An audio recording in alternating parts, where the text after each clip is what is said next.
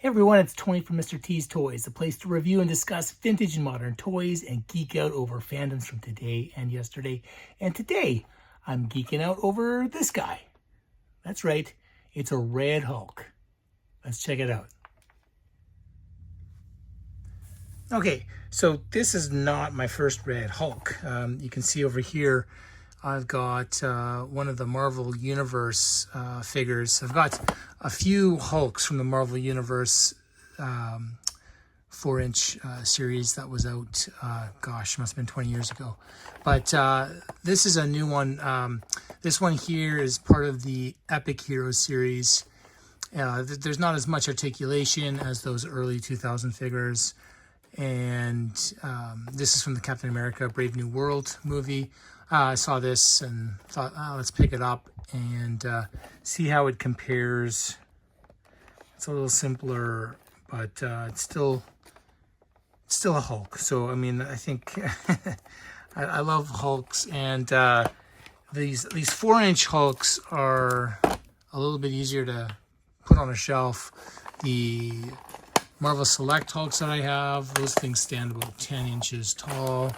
And even the Marvel Legend Hulks that I have and Joe Fixits, those are a good 8 inches, I think.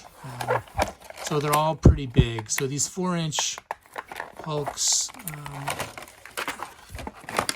I think that's something that kind of scales with either these Spin Master DC figures or even a Real American Hero G.I. Joe's is kind of fun. So, all right, we got them out. This one here comes with some type of melted door.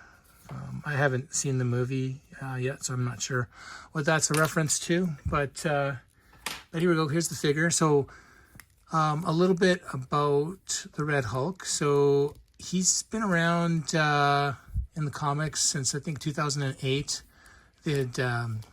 Marvel had been relaunching their various comic series to #1s, and there was a Hulk #1 that came out in 2008, which was about the Red Hulk, and you don't find out till later on that it is none other than Hulk's, I guess kind of arch enemy, General Ross.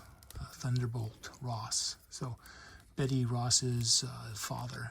So somehow, I don't know the backstory on how he got some different gamma radiation and turned into a Red Hulk, but alas, he was pretty cool. And so there's a Thunderbolts kind of anti-hero type of superhero group that he led as the Red Hulk as well. That was a really good comic back in the day.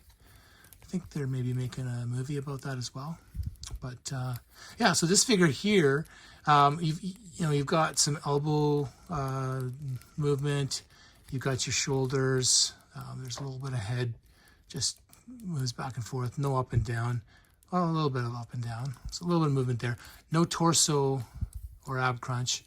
And then you've got some fairly basic leg movement from the hip and a little bit of movement with the knee, not too much though, and then nothing with the feet. So just to compare it to the Marvel Universe line, size difference, I think these were all scaled. They're trying to scale them pretty accurately with that whole line. So, I mean, this one here obviously looks more like it's coming for a movie versus a comic book version here. So hard to compare the two. I mean, this one here was pretty perfect in my eyes back in the day. Just look at the muscle definition. But this one is pretty cool. It does. I imagine this is what he's going to look like on screen. Pretty accurate.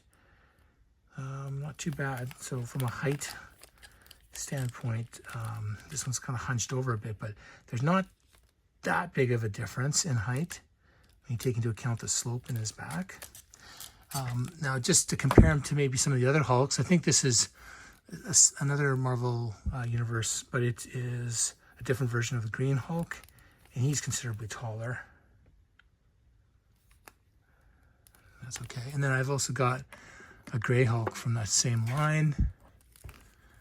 And it's a different sculpt as well. He's a little bit taller. Look at that face. It's a thing of beauty.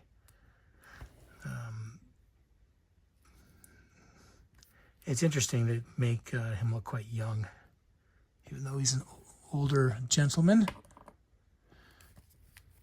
And then line him up with a Joe. I think they could be relatively in scale.